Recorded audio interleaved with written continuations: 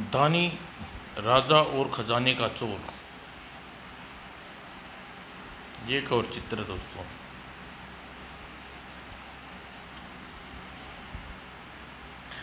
जयनगर का राजा अजीत बहुत ही घमंडी, हर समय आमोद प्रमोद राग रंश में डूबा रहने वाला था। वह हर समय चाटुकारों से घिरा मौज मस्ती में डूबा रहता, प्रजा की उसे तनिक भी परवाह नहीं थी। इसके अलावा उसे एक और शौक था, जो भी दरबार में धन की सहायता मांगने आता उसे वह दिल खोल कर धन देता। ऐसे वह दया से वसूल होकर नहीं करता, बल्कि वह समझता कि दान के द्वारा उसकी कीर्ति दूर दूर तक फैलेगी। धन देते समय वह इस बात का भी ख्याल नहीं रखता था कि सहायता मांगने वाला कुपात्र है या सुपात्र। एक दिन खजाने के खजांची ने आकर उससे कहा, महाराज, खजाना लगभग खाली हो चुका है, लेकिन यह हुआ कैसे? क्षमा करें महाराज, यह समय असमय दान देने की प्रवृत्ति के कारण हुआ। तब क्या किया जाए? खाली खजाने को कन कैसे भरा जाए? राजा अजीत सोच में पड़ गया। उसकी समझ गया कि खजाना भरने का कोई उपाय नहीं आया, तो उसने खजांची से कहा, इस समय तुम जाओ, हम शीघ्र ही खजाने को भरने का उपाय सोचेंगे। ठीक है महाराज। खजांची के जाने के बाद अजीत ने प्रधानमंत्री भानु प्रताप और उस खजाने को खाली होने के बारे में बताया और कहा, प्रधानमंत्री जी, आप कोई उपाय सुझाएं जिससे खजाना पुनः भरा जा सके। महाराज, मेरी समझ में तो इसका एक ही उपाय है, वह आपको बता देता हूँ। कहते हुए प्रधानमंत्री ने भानु प्रताप को राजा को उपाय बताया। भानु प्रताप ने उपाय सुनकर अजीत खुशी हो उठा। वाह प्रधानमंत्री, आपने बहुत अच्छा उपाय बताया है। इससे हल्दी लगेगी न फटकरी, रंग भी चोखा होगा। हम ऐसा ही करेंगे। और उसी दिन अजीत ने भानु प्रताप के कहे अनुसार राज्य में मुनादी करवाई। सुनो सुनो सुनो, जयनगर के राजा अजीत का आदेश सुनो। राज्य के प्रत्येक नागरिक को वर्ष के अंत में जो खजाने में जमा कराने पड़ता है, वही कर साल में एक बार जमा कराने की अपेक्षा हर माह जमा कराना पड़ेगा। जो नागरिक ऐसा नहीं करेगा उसे कठोर दंड दिया जाएगा। यह मुनादी सुनकर नगरवासी घबरा गए। हमारी कमर तो पहले ही वार्षिक कर ने तोड़ रखी है, अब हर माह देने के लिए तो हमारी जान ही निकल जाएगी। राजा अजीतपाल खजाने का सारा धन तो अमोद प्रमोद में दान देते लूटा देते हैं, और खाली खजाने पर हम गरीब को खून पसीने के धन से भरना चाहते हैं। यह घोर अन्याय है। अब राजा अजीतपाल का जुल्म और नहीं सहा जाता, अब तो कुछ करना ही होगा। लोग सोच में डूब गए। तब कुछ सोचकर एक बूढ़े ने लोगों से कहा, एक रास्ता है। हम सबको राजा अजीतपाल के कुलदेवता के मंदिर में चलकर कुलदेवता से राजा की शिकायत करनी चाहिए। वे कोई न कोई राह दिखाएंगे, यही ठीक रहेगा। तब सब लोग मिलकर नगर की सीमा पर बने कुलदेवता के मंदिर में गए। कुलदेवता, हमें दुखियों की पुकार सुने।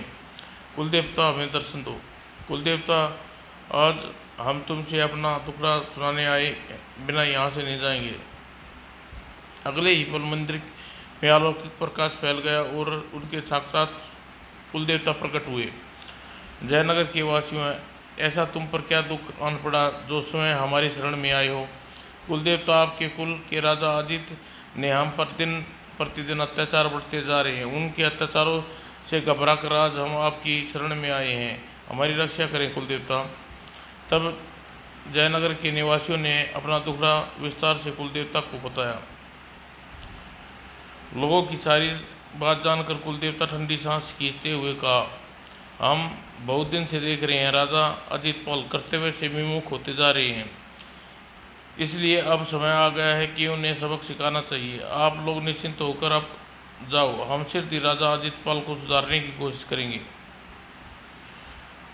अब हम आप लोग का ही सारा कुलदेवता। कुलदेवता के अदृश्य होने के पश्चात सब लोग वहां से चले लौट गए।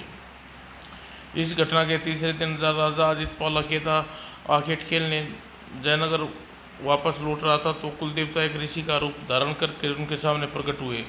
अलख निरंजन, कहिए ऋषि, और आप हमसे क्या चाहते हैं?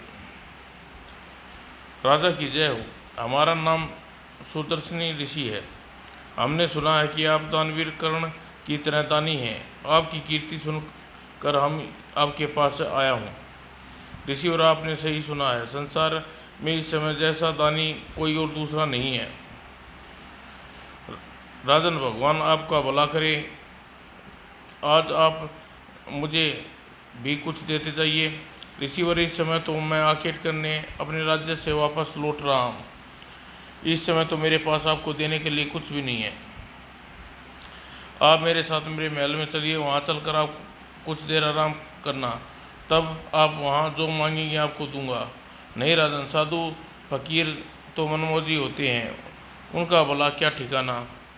आप मुझे इसी समय कुछ दे कर जाइए। ऋषि की बात सुनकर कुछ सोचते हुए तत्पश्चात अजितपाल ने उससे कहा, ठीक है, आप ही बताइए इस समय आपकी क्या सेवा कर सकता हूँ। तो सुनिए महाराज, आप छोटा मोटा दान नहीं चाहिए। मैं आपको 5 वर्षों के लिए अपने राज्य देना चाहता हूँ। क्या? अजितपाल हक्का पक्का रह गया और सोचने लगा, लगता है ऋषि 5 वर्षों के लिए मुझसे मेरा राज्य मांग कर मेरी परीक्षा लेना चाहते हैं। मेरे राज्य का भला ये क्या करेंगे? अतः इनकी मांग मानकर इन्हें अपनी दानशीलता की धाक जमा देनी चाहिए। वह सोचकर अजितपाल ने ऋषि से कहा, ठीक है ऋषि, और हम आपको अपना राज्य देने के लिए तैयार हैं। ओह, जैसा हमने सुना था वैसा ही पाया। वह आप तो वैसे ही महाराज निकले। इतना कहकर ऋषि वहाँ से आगे बढ़ गए। उनके जाते देख कर अजितपाल सोचने लगा, मैं न कहता था कि ऋषिवर मेरी परीक्षा ले रहे हैं। अब ये नगर में जाकर मेरी दानशीलता की लोगों से बड़ाई करेंगे। जब ऋषि उसकी दृष्टि से ओझल हो गया तो वह भी अपने राज्य की ओर चल पड़ा। जब अपने राज्य की सीमा में पहुंचा तो उसके सामने दृश्य देखकर चौंका। अरे, यह क्या ऋषि है? अभी तो कुछ देर पहले उन्होंने पूरे 5 वर्ष के लिए हमारा राज्य दान में मांगा था। इसके साथ हमारे सैनिक क्यों खड़े हुए हैं? जैसे ही अजितपाल लोगों के समीप पहुंचा, खबरदार राजन, एक पग भी जयनगर में नहीं रखना। ऋषि की बात सुनकर राजा अजित बोला, यह आप क्या कह रहे हैं ऋषिवर? अजित, क्या तुम भूल गए कि अभी कुछ देर पहले तुमने अपना राज्य 5 वर्षों के लिए हमें दे चुके हो? सुनकर अजित चौंका। और ऋषि तो सचमुच हमारे राज्य में अपना कब्जा जमाने की सोच रहे हैं। हम कभी ऐसा नहीं होने देंगे। अतः वह चौंकने का अभिनय करते हुए ऋषि से बोला, ऋषि और माना, आप हमारे पूज्य हैं, पर हम यह मतलब नहीं कि आप उसका गलत उपयोग करें। आप सन्यासी होकर झूठ बोल रहे हैं। हमने कब 5 वर्ष के लिए अपना राज्य देने के लिए कहा था? अजित, तुम वचन दे चुके हो। अब तुम्हें 5 वर्ष के लिए यह राज्य छोड़ना ही होगा। अब इस राज्य के राजा तुम नहीं, हम हैं। आज से यहाँ हमारा आदेश चलेगा। अच्छा, जरा हम भी तो देखें कि हमारे सैनिक हमारा हुक्म मानते हैं या आपकी हुक्म मानते हैं। कहते हुए अजित ने सैनिकों को आदेश दिया, सैनिकों, पाखंडी ऋषि को इसी समय गिरफ्तार कर लो। अजितपाल के आदेश पर सैनिकों को कोई असर नहीं पड़ा। चुपचाप खड़े रही। यह देखकर वह क्रोध से चिल्लाया, नमक हराम हो, तुम हमारा आदेश नहीं मान रहे? क्षमा करिए महाराज, हमारे राजा आप नहीं, सुदर्शन ऋषि हैं। हम आपके नहीं, नए राजा का आदेश मानेंगे। ओह, तुम लोगों ने यह मजाल। अभी राजमहल में जाकर तुम सब सैनिकों को बर्खास्त का आदेश जारी कर देता हूँ। कहकर अजितपाल ने अपना घोड़ा आगे बढ़ाया। ओ, इसकी अग्नि की रेखा कहाँ से उत्पन्न हो गई? अजितपाल हड़बड़ाकर अपने घोड़े की लगाम खींच ली। तब सिद्धार्थ ऋषि ने कहा, अजितपाल, तुम्हारी भलाई इसी में है। तुम इसी समय वापस लौट जाओ। अगर तुम जबरन जयगढ़ में प्रवेश करोगे तो अग्नि रेखा में जलकर भस्म हो जाओगे। ओह,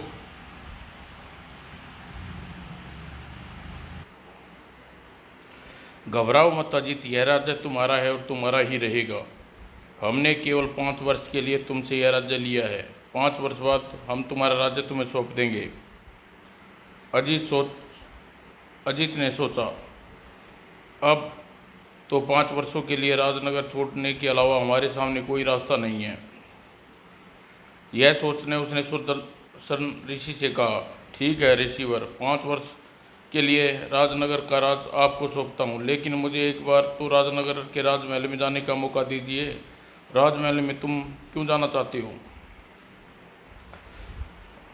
ऋषिवर, राजमहल में हमारी महारानी चंपा व पुत्र सुरजीत है। उनके साथ हमें 5 वर्षों के लिए राजनगर से ले जाना चाहता हूँ। राजा अजित, 5 वर्षों के लिए राज्य का त्याग तुमने किया है, तुम्हारे परिवार ने नहीं, इसलिए अपने परिवार को राजमहल में ही रहने दो। मैं उन्हें सम्मान और सुखपूर्वक 5 वर्षों तक पूरा ध्यान रखूंगा। यह तो और भी अच्छा हुआ ऋषिवर, आपने मुझे परिवार की चिंता से मुक्त कर दिया।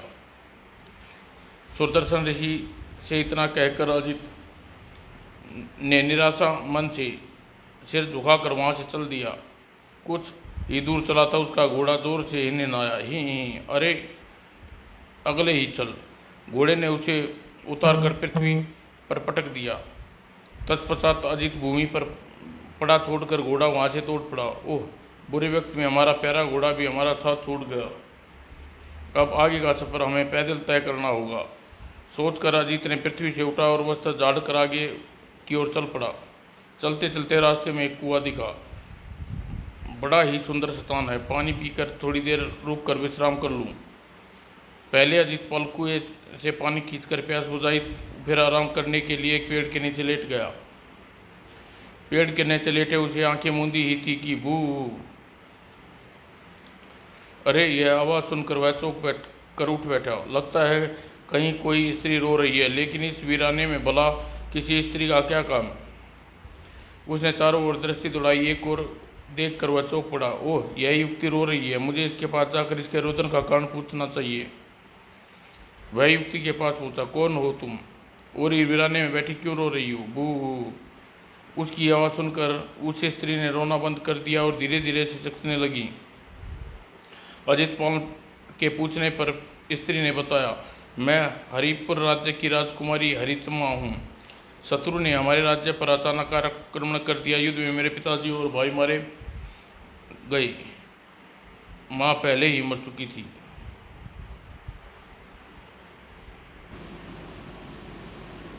मैं किसी तरह भागकर अपनी जान बचा पाई। अब मेरा इस संसार में कोई नहीं है। कहकर फिर वो रोने लगी। उसे रोता देख अजित ने उससे कहा, राजकुमारी हरितमा, रो नहीं। जिस प्रकार वक्त की मार के कारण इस समय इस संसार में अकेली रह गई, उसी प्रकार इस समय मैं भी अकेला हूँ। तुम चाहो तो मेरे साथ चल सकती हो। हम दोनों मेहनत मजदूरी करके जीवन यापन लेंगे। क्या आप मुझे संरक्षण देंगे? क्यों नहीं, तुम्हारा दुख मुझसे बिल्कुल देखा नहीं जा रहा। ओह, आप कितने दयालु हैं। मैं आपके साथ चलने के लिए तैयार हूँ। तो जल्दी से उठो, रात्रि होने से पहले हमें इस जंगल को पार कर लेना चाहिए। पार्थिक, तुम्हारे साथ चलने से पहले एक बात स्पष्ट कर देना चाहती हूँ। कौन सी बात राजकुमारी? जिस दिन भी आप मुझे स्पर्श कर लेंगे, उसी दिन तुम्हारा साथ छोड़ कर चली जाऊंगी। ठीक है, मैं वादा करता हूँ, मैं कभी तुम्हें स्पर्श नहीं करूँगा। यह सुनकर राजकुमारी उठ खड़ी हुई और दोनों वहाँ से चल पड़े। उसके साथ चलते हुए विलासी प्रवृत्ति का अजित सोच रहा था, मैं राजकुमारी हरितमा के साथ मिल गया, यह बहुत अच्छा हुआ। इस प्रकार कम से कम प्रतिदिन राजकुमारी के रूप के दर्शन कर सकूंगा। जल्दी ही वे दोनों जंगल पार कर लिया और नदी के तट पर जा पहुंचे। हरितमा ने अजित से कहा, बड़ा सुंदर स्थान है, क्यों ना हम दोनों यहीं झोपड़ी बनाकर रहने लगे। मुझे भी यह स्थान बहुत पसंद आया। फिर दोनों ने स्थान पर झोपड़ी का निर्माण करा और उसमें रहने लगे। दूसरे दिन हरितमा ने अजित से कहा, पार्थिक, तुम्हें अपना परिचय तो दिया ही नहीं। तुम कौन हो, तुम्हारा क्या नाम है और तुम कुछ अपने बारे में बताओ। तो सुनो हरितमा, मैं जय नगर का राजा अजित सिंह हूँ। अपनी मूर्खता के कारण मैंने अपना राज्य 5 वर्ष के लिए कृषि को दे चुका हूँ।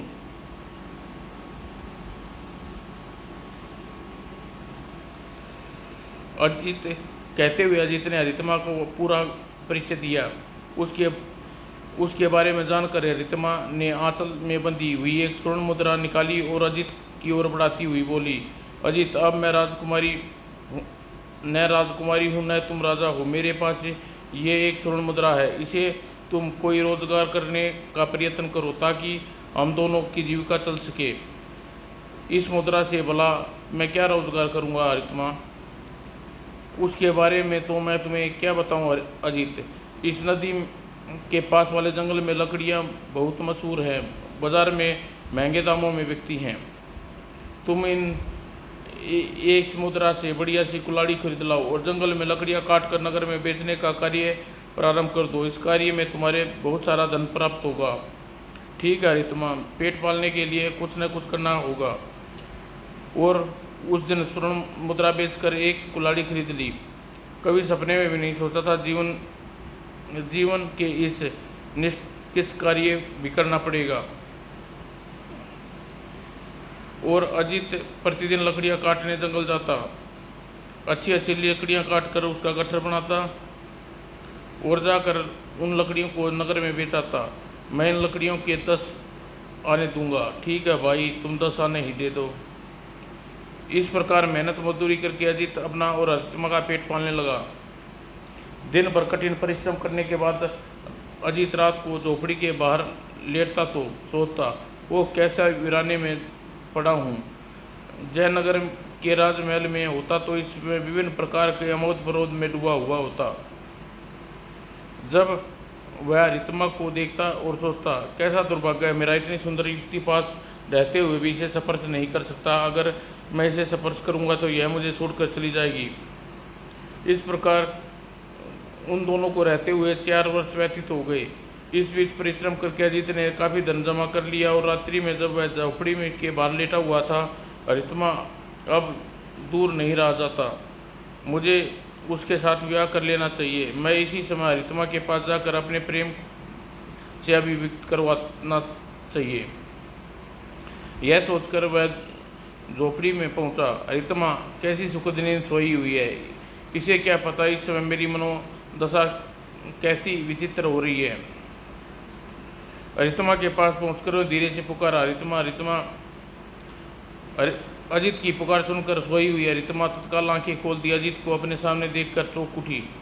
तुम इस समय यहाँ क्यों आई हो अजित? हरितमा, मैं तुमसे कुछ कहना चाहता हूँ। यह सुनकर हरितमा उत्सुकता से उसकी ओर देखने लगी। क्या कहना चाहते हो अजित?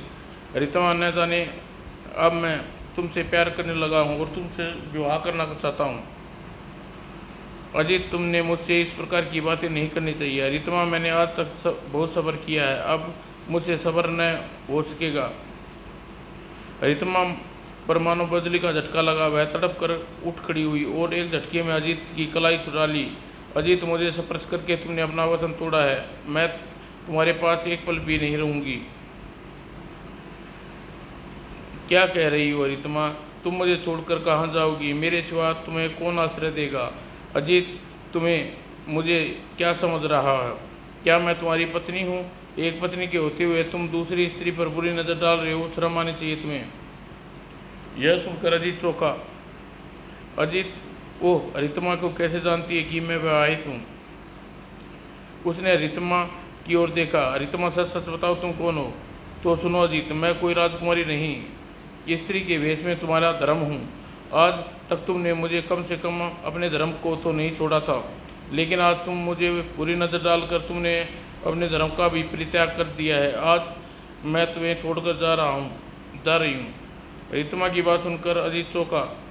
ओह, मैं तुम्हारा ओह, तो तुम मेरा धर्म हो, लेकिन मेरे साथ तुम यह सब नाटक क्यों किया? मैं देखना चाहती थी कि तुम कब तक अपने धर्म निर्वाहित करते हो, और अब तुम मैं छोड़कर जा रही हूँ। तुम्हें अपना शेष जीवन बिना धर्म के गुजारना होगा। नहीं नहीं, मुझे छोड़कर मत जाओ। लेकिन हरितमा तुरंत ही वहाँ से अदृश्य हो गई। ओह, अब मैं अकेला इस वन में शेष जीवन कैसे बिता पाऊंगा? अजित परेशान हो उठा। दूसरे पल लकड़ी बेचकर अपनी झोपड़ी में आया। आज की कमाई मुझे इस घड़े में रख देनी चाहिए जिसे मैं प्रतिदिन अपनी कमाई डालता हूँ। यह सोच उसने घड़े के पास पहुंचा, घड़े का ढक्कन उठाया। घड़े का ढक्कन उठाते ही बुरी तरह चौंका। अरे, घड़ा तो बिल्कुल खाली है, घड़े में रखा धन कहाँ गया? अजीत ने सारी झोपड़ी छान मारी लेकिन खोया हुआ धन नहीं मिला। धन के खो जाने से दुख से उसने भोजन भी नहीं किया। भूखा प्यासा झोपड़ी के बाहर पड़ गया। अब मैं बिल्कुल कंगाल हो गया हूँ। मैं वर्षों की कमाई दौलत न जाने कौन ले गया।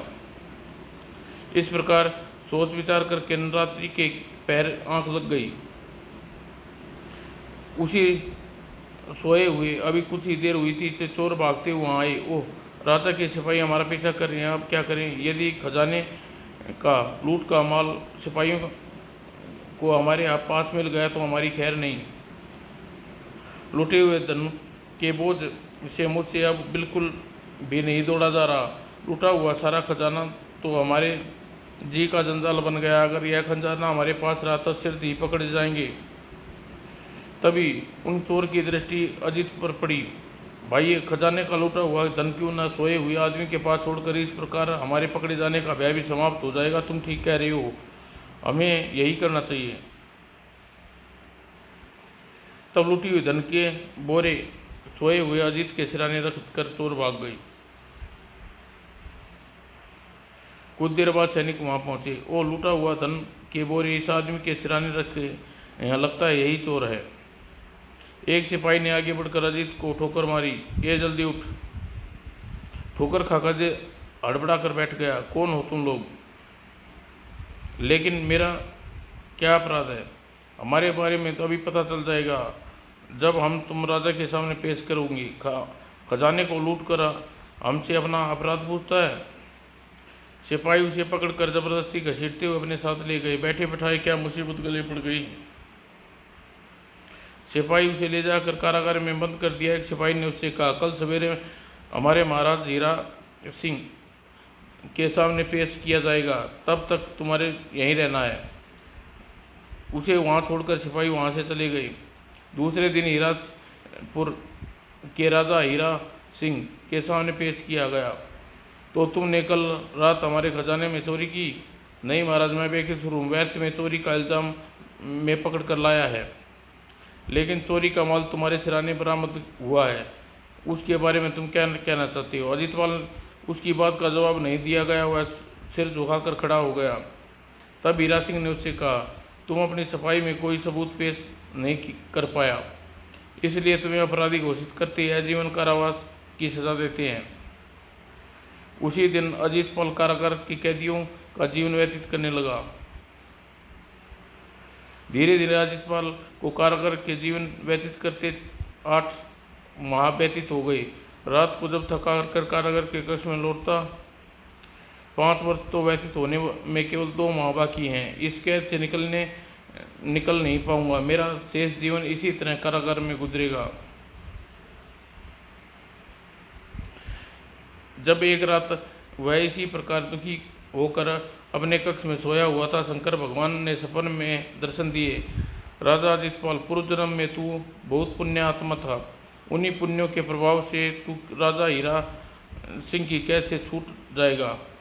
इतना कहकर शंकर भगवान अदृश्य हो गए। उसके दृश्य होने ते ही अजीत का सपन टूट गया। वह चौंक कर उठ बैठा।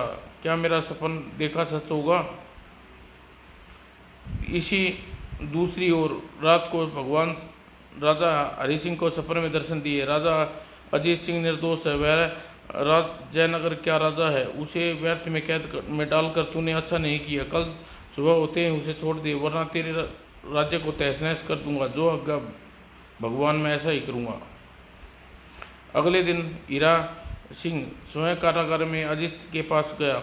राजन, आपने मुझे पहले क्यों नहीं बताया? आप जयनगर के राजा हैं, आपको इस समय हमारी कैद में रहना पड़ा। इसके लिए मैं क्षमा मांगता हूँ। जरूर यह शंकर भगवान के कारण हुआ है। हीरा सिंह ने अजीत सिंह के आगे कहा, राजन, आज आप स्वतंत्र हैं। धन्यवाद राजन। कारागार से निकलकर अजीत सिंह वहां से चल पड़ा। चलते चलते एक जंगल में गया। वहां उसे एक महात्मा मिले। प्रणाम महात्मा। चिरंजीव रहो राजन। यह सुनकर अजीत चौंका। महाराज, आप कैसे जानते हैं मैं राजा हूँ? राजन, हमसे भला क्या छिपा है? हम तो यह भी जानते हैं राजपाट त्याग करके तू इस समय जंगल में क्यों भटक रहा है। क्या आप मेरे इस प्रकार भटकने का कारण जानते हैं महात्मा? हाँ राजन, मैं तुम्हें एक छोटी सी कहानी सुनाता हूँ। उस कहानी को सुनने के पश्चात तुम इस दशा का कारण भली प्रकार जान जाओगे। तो महात्मा जल्दी ही मुझे कहानी सुनाइए। तो सुनो राजन, बहुत समय पहले जूनागढ़ राज्य में जीवन सिंह नाम का एक राजा राज करते थे। धर्म कर्म में वे किसी से पीछे नहीं थे। वह हर रोज गरीबों और ब्राह्मणों को खूब दान करते थे। उनके राज्य में कोई भी भूखा पेट नहीं सोता था। राजा जीवन सिंह बहुत चतुर भी थे। धीरे धीरे उनके पास अनेक राजाओं राज्य को जीत लिया। उनका दरबार लगता तो कम से कम 40-50 हारे हुए राजा दरबार में बैठते। इस तरह जीवन सिंह के मन में अहंकार जाग उठा। उसने प्रजावासियों का ध्यान रखना छोड़ दिया, पर बिना वजह नाना प्रकार के कर लगा दिए, जिससे सब लोग दुखी थे। जूनागढ़ के प्रधान मंत्री भजन सिंह बहुत ही अनुभवी बुद्धिमान एक बार राजा जीवन सिंह के पास गए। उन्होंने उससे कहा, महाराज क्षमा करें, आजकल आपने प्रजा का ध्यान रखना बिल्कुल छोड़ दिया है। राज्य के लोग बहुत रुष्ट हैं। कृपा करके अपने व्यवहार में परिवर्तन कीजिए, वरना सब लोग आपके विरुद्ध हो जाएंगे। प्रधानमंत्री जी, आप अपनी औकात में रहिए। हमें शिक्षा देने की कोई आवश्यकता नहीं है। हमें जो भी अच्छा लगेगा वही करेंगे। हम आपकी सलाह की कोई जरूरत नहीं है, आप जा सकते हैं। प्रधानमंत्री भजन सिंह अपमानित था वहाँ से चला गया। अपने महल आकर उसने सोचा, जहाँ सम्मान न हो वहाँ रहना नहीं चाहिए, इसलिए हमें इसी समय राज्य छोड़कर चले जाना चाहिए। अतः प्रधानमंत्री भजन सिंह उसी समय जूनागढ़ से अपनी ससुराल जीतगढ़ की ओर चले गए। राजा जीवन सिंह ने उसके बारे में पता चला तो प्रधानमंत्री भजन सिंह अपने आप को समझते क्या हैं, उसके बिना हम राजकाज नहीं चला सकते। कुछ समय बाद जूनागढ़ में भयंकर अकाल पड़ा। लोग की सहायता की फरियाद लेकर जीवन सिंह के पास आए। महाराज दुआई हो, आपके राज्य में भूख से बेमौत मारे जा रहे हैं, कुछ कीजिए, अब आपका ही सहारा है। लोगों की बात सुनकर जीवन सिंह सोच में पड़ गया। कुछ देर सोचने के बाद उसने कहा, हम पहले व्यर्थ में दान दक्षिणा में काफ़ी धन खाली कर चुके हैं, इसलिए हम आपकी सहायता करने में असमर्थ हैं। आपको स्वयं अकाल की भीषणता से जूझना होगा। यह तो अन्याय है महाराज। लोगों ने लाख दुआई दी, जीवन सिंह उसकी एक न सुनी। निराश होकर लोग वापस चले गए। उन लोगों के वापस जाते ही सेनापति दरबार में प्रवेश किया। महाराज गजब हो गया। दो पड़ोसी राजाओं ने, चंद्रकिरण और केशवदत्त ने मिलकर हमारे राज्य पर आक्रमण कर दिया। क्या होगा? दोनों राजाओं की विशाल सेना हम किस प्रकार सामना कर पाएंगे? इतनी कहानी सुनाने के बाद महात्मा चुप हो गई और अजीत सिंह ने उत्सुकता से उसकी ओर देखते हुए कहा, आगे क्या हुआ महात्मा? क्या राजा जीवन सिंह युद्ध में विजय हो सका? राजन, राज्य के सभी लोग तो उसके खिलाफ हो चुके थे, इसलिए युद्ध में किसी ने भी दिल से उसका साथ नहीं दिया, जिसके परिणाम स्वरूप युद्ध में उसकी हार हुई। शत्रु सेना ने उसके मौत के घाट उतार दिया। जानते हो उसकी दशा क्या हुई? नहीं महाराज। तो सुनो, जीवन अहंकार ही उसे ले डूबा। यदि वह पहले की तरह प्रजा का ख्याल रखता और बुद्धि से काम लेता तो प्रजा गुण गाती और अदाती। बस महात्मा, बस मैं समझ गया कि मेरी गलती क्या थी। मैंने भी राजा जीवन सिंह की तरह प्रजा पर उचित ख्याल नहीं रखा था, इसलिए मुझे आज ही दिन देखने पड़ रहे हैं। हाँ राजन, तुम हमेशा अमोद प्रमोद में डूबे रहे, व्यर्थ में दान दक्षिणा खजाना खाली करके प्रजा पर कठोर कर लगाते रहे। याद रखो राजन, राजा को एक पिता की तरह अपनी प्रजा का ख्याल रखना चाहिए। सुनकर अजीत का सिर शर्म से झुक गया। महात्मा ने आगे कहा, विलासी प्रवृत्ति होने के कारण तुमने विवाहित होते हुए विप्रायी स्त्री पर बुरी दृष्टि रखी, इसलिए तुम्हारा धर्म तुम्हारा साथ छोड़कर बिना धर्म के मनुष्य पशु के समान है। महाराज, मेरा रूठा हुआ धर्म क्या पुनः मेरे पास वापस लौट सकता है? राजन, अपने रूठे हुए धर्म को बनाने के लिए तुम्हें नेक कार्य करने होंगे, प्रजा का ख्याल रखना होगा, तभी धर्म तुम्हारे पास आएगा, अन्यथा नहीं। महात्मा, आपने मेरी आंखें खोल दी, मुझे जीवन की नई राह दिखाई, इसके लिए आप उसका बहुत आभारी हूँ। तो जाकर राजन अपने कुल देवता से जयनगर का राज्य वापस लो। यह आप क्या कह रही हैं महात्मा? मैंने 5 वर्षों के लिए अपने राज्य अपने कुल देवता को नहीं बल्कि सिद्धार्थ ऋषि को दिया है। राजन, यह तुम्हारा भ्रम है। सिद्धार्थ ऋषि ही तुम्हारे कुल देवता हैं। ऋषि का रूप उन्होंने तुम्हें सबक सिखाने के लिए धरा है, लेकिन कुल देवता को भला यह सब करने की क्या आवश्यकता थी? राजन, तुम्हारे राज्य के नागरिक शिकायत लेकर कुल देवता के पास गए थे। विवश होकर कुल देवता ने सिद्धार्थ ऋषि का रूप धरकर तुम्हारे पास आए। ओह, यह बात है। राजन, अब तुम्हें अपनी गलती का एहसास हो चुका है, इसलिए जाओ और अपने राज्य की बागडोर संभालो। जयनगर में कुल देवता तुम्हारी प्रतीक्षा कर रहे हैं। योग्य महात्मा। महात्मा को प्रणाम कर कराजीत जयनगर की ओर चल पड़ा। जब वह जयनगर पहुंचा तो 5 वर्ष का समय पूरा हो गया। उसे देखकर सिद्धार्थ ऋषि ने कहा, राजन, मैं समझता हूँ 5 वर्ष की अवधि में तुम पूरी तरह बुरे भले का ज्ञान हो गया होगा। क्षमा करें कुल देवता, गलत राह पर था। आपकी एक सीख ने मुझे सही राह पर ला दिया। कहकर अजीत कुल देवता के चरणों में गिर पड़ा। उसे उठाते हुए कुल देवता ने कहा, राजन, अब आगे का कोई कार्य न करना जिससे तुम्हारे कुल पर कोई दाग लगे। सचमुच राजा आदित्यपाल उस दिन से पूरी तरह बदल गया। वह पूरी निष्ठा से प्रजा का सुख दुख का हल करता और उसकी सुख सुविधा का पूरा ख्याल रखने लगा। यह देखकर उसका रूठा हुआ धर्म उसके पास लौट आया। समाप्त दोस्तों।